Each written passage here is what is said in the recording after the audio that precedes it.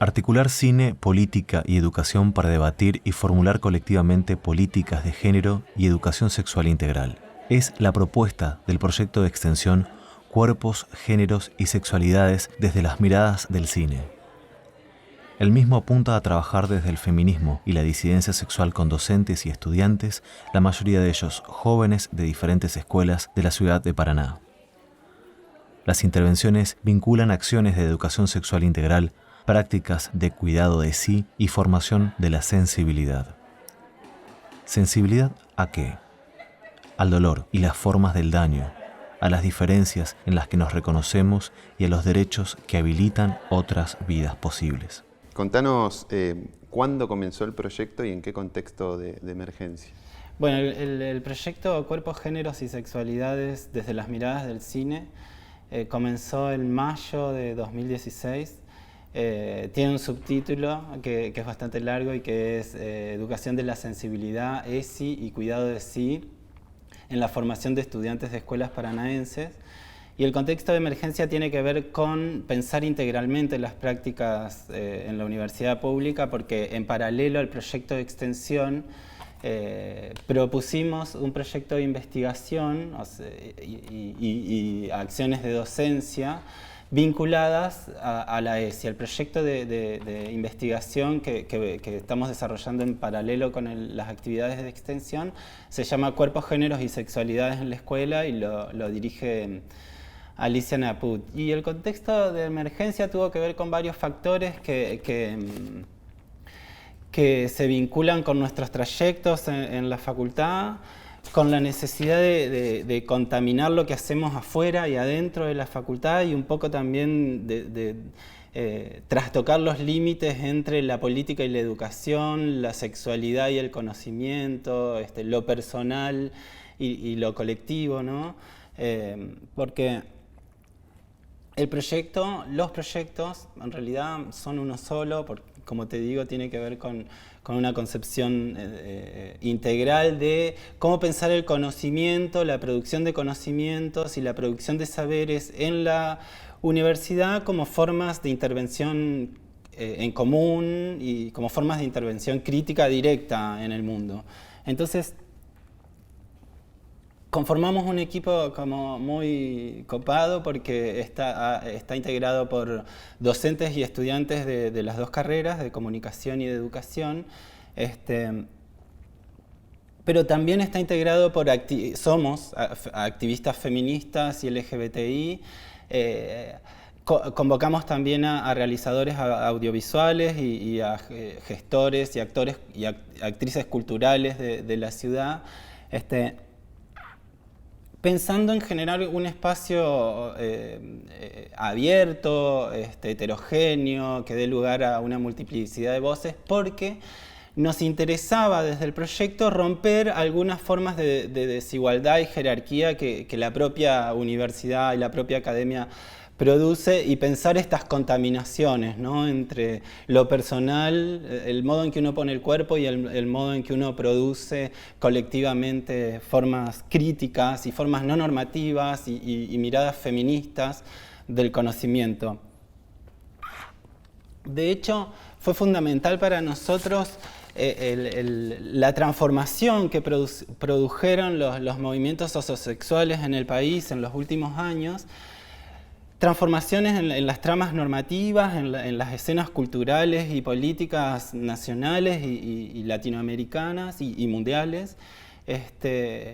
Transformaciones que se produjeron un poco al margen y por fuera de la academia, ¿no? Y nuestra pregunta central, nuestra pregunta epistémica y política central era cómo es que la academia va un paso atrás de estas transformaciones en términos de igualdad de género, de justicia sexual. ¿Y por qué la academia sigue pensando como imposible, como inimaginable, introducir estudios gay lésbicos? También aparece como utópico que las trabas, las personas trans tomen clases o den clases o investiguen o hagan acciones de extensión. Del mismo modo que el feminismo, con una tremenda historia, todavía es pensado como un saber de minorías y para minorías, ¿no es cierto? Entonces, estos movimientos y estos saberes al margen de la academia que transformaron los modos de pensar la política y los modos de pensar el cuerpo, la subjetividad y los derechos, es decir, que transformaron la totalidad de la vida social y colectiva, en la academia todavía son pensados como saberes para minorías o cuestiones de minorías, ¿no es cierto? Y esta marginalización también tuvo que ver, o explica de algún modo, una ausencia y un vacío que había en la Facultad de Ciencias de la Educación, porque los proyectos se formulan a 10 años de sancionada la Ley 26150 de Educación Sexual Integral. Después de 10 años de sancionada la ley, una ley que nosotros considerábamos prioritaria a nivel nacional y que está en las agendas más urgentes de todos los movimientos populares, no tenía un desarrollo de proyectos sostenidos y una política institucional concreta y real en la facultad. Entonces, formular estos proyectos tenía que ver con vencer estas resistencias y estas formas de marginación de ciertos saberes, repensar la universidad pública, repensar el modo en que nosotras defendemos la universidad pública, no solo a partir de los ataques neoliberales que restringen la posibilidad de acceso a la universidad, sino también, como te decía, las propias formas de autorrestricción de clase. El proyecto Cuerpos, Géneros y Sexualidades desde las miradas del cine conecta varias líneas de trabajo, entre ellas acciones de investigación sobre el vínculo entre las formas de ejercer la educación sexual integral y las políticas de educación sexual en la provincia de Entre Ríos. Participan la Escuela Guadalupe, Escuela Neuquén, Escuela Normal, Escuela Quirós, Escuela López Jordán, todas de Paraná. Hay un desafío entonces y un trabajo de deconstrucción al interior mismo de la academia en torno a estos sentidos, ¿no? En el proyecto. Sí, porque la ESI se vincula con la totalidad de los espacios educativos y de las formas y de las prácticas de educación, ¿no? Se vincula con la escuela, se vincula con los institutos de formación docente y se vincula con la universidad, porque una de las formas, digamos, de producir regulaciones normativas y regulaciones discriminatorias en términos de género y en términos sexuales, ¿no?, se producen en los ámbitos y las comunidades y las prácticas educativas. Bien, y eligen al cine para hablar del cuerpo, la sensibilidad y la educación sexual. ¿Por qué este género, este formato? Bueno, porque nosotras decimos que el cine infecta históricamente nuestras maneras colectivas de percibir y de actuar en el mundo. Es decir, que nosotras pensamos el cine, lo cinematográfico como inscripto en lo biográfico y viceversa, ¿no? Las feministas hablamos del cine como una tecnología de género. Es decir, lo pensamos como, en términos, digamos, Foucaultianos, como una tecnología al mismo tiempo biopolítica y micropolítica. Biopolítica porque produce estéticas de la vida compartida, y micropolítica porque estas estéticas nos las apropiamos, digamos, y dan lugar a nuestros procesos compartidos de subjetivación. De hecho, pensamos que la visualidad y la imagen es una forma de regular las significaciones que le atribuimos a la subjetividad, y también es una forma de normalizar las corporalidades por vía de su representación, ¿no es cierto?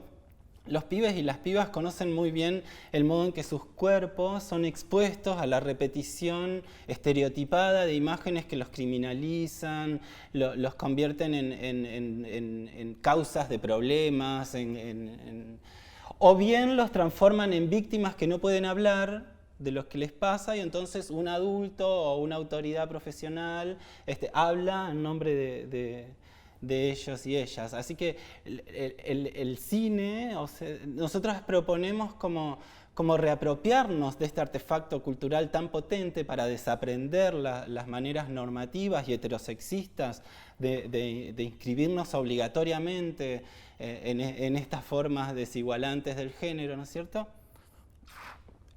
Y también retomamos una consigna que tira Perlonger, que es mirar lo desmirado, ver contra la evidencia, es decir, utilizar el cine no como una forma, digamos, o sea, para hablar del género y la sexualidad, como vos decís, y de la sensibilidad, pero no como una forma temática o ilustrativa que se usa, que es un procedimiento bastante común en los ámbitos educativos, que se usa la imagen para ilustrar lo que ya se sabe o para ejemplificar lo que la autoridad del saber está diciendo. Para nosotras se trata de hacer un juego, de faltarle respeto a ese procedimiento y de tratar de usar el cine como una forma de desaprender, digamos, una forma bueno, el cine tiene esa potencia de hacer irrumpir lo extraordinario que subyace al ordinario, aquello que lo que entendemos como evidente silencia o invisibiliza. Entonces, como el cine como da vuelta, decimos, la urdimbre de las significaciones sociales que atribuimos al cuerpo, a las comunidades, a la subjetividad, ¿no es cierto? Y porque así como el Estado, el capital intentan quitarnos nuestro derecho al territorio, los recursos naturales, la autonomía sobre los cuerpos, del mismo modo el capital y el Estado intentan quitarnos estas formas de expresión, ¿no es cierto? Estos modos de producir cultura, ¿no? Y lo que sucede cuando nos apropiamos, cuando tomamos por asalto estos espacios de expresión, es realmente muy potente porque tiene que ver con cómo excedemos, transgredimos estas imágenes estereotipadas que producen desigualdad y violencia sobre nuestros cuerpos, ¿no es cierto? Entonces, bueno, un poco el cine es como... Además el cine dialoga con una multiplicidad de lenguajes que nos permite a nosotras, además de invitar y de ver materiales audiovisuales, convocar a poetas, convocar a la literatura, convocar a la historia, convocar las narrativas biográficas y comunitarias que se ponen en diálogo, digamos, con todos estos lenguajes. Entonces el cine es como una máquina como de destrucción de la realidad. El cine fue revolucionario en el momento de su emergencia y pensamos que sigue guardando esa potencia de subversión y de revolución, ¿no es cierto?, de los órdenes de desigualdad y también porque es una forma de inventar colectivamente el cuerpo, las relaciones sociales, los modos de querernos, las emociones. Entonces el cine es como algo... Además amamos el cine, somos cinéfilas y